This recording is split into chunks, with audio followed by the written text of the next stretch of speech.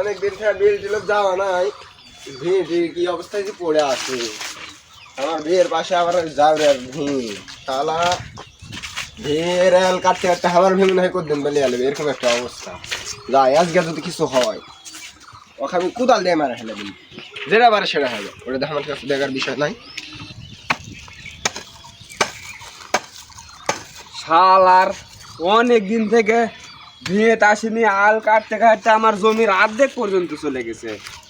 আজকে তো হাল আসবে, দেখি শালা হয়তো আসবে হাল পাড়তে, তারপর শালাকে আজকে মজা বুঝাবো আমি।